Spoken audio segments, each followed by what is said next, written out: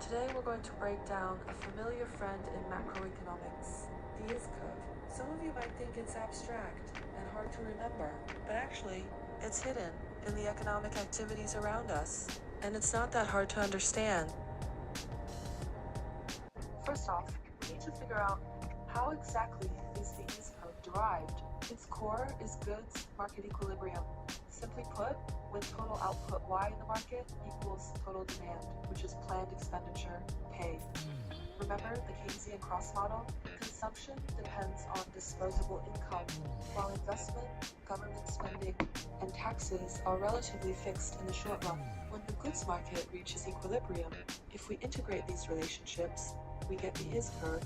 Essentially, it's a map that marks all combinations of interest rates R and output while they keep the goods market in balance.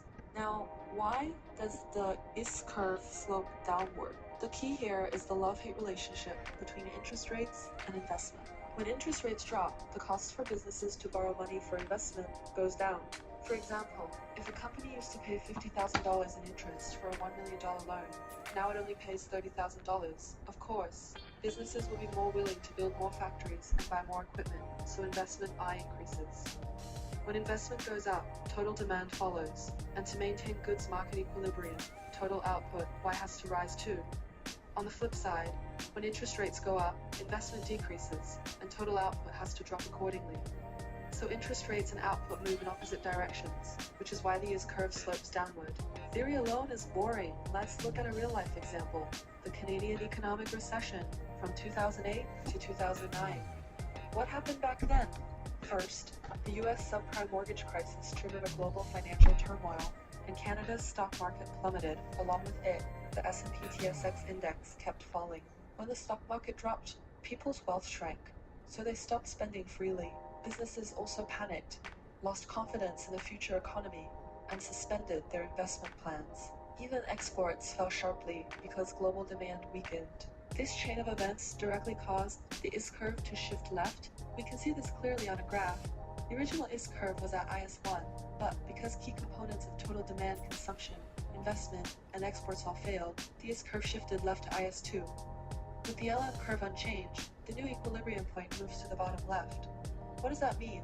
Total output Y dropped, along with it GDP growth fell from the original 2.4% to negative territory, and 400,000 people lost their jobs. At the same time, interest rates are also decreased because the economy was sluggish and the market's demand for funds dropped. How did the Canadian government respond later? They launched a fiscal stimulus package spending $4 billion Canadian dollars on increasing government expenditures and cutting $2 billion Canadian dollars in personal taxes. This move was essentially pulling the left-shifted IS curve back. More government spending directly boosted total demand, and lower taxes left people with more money to spend, which revived consumption. Gradually, the IS curve shifted back to the right, and the economy slowly recovered from the recession.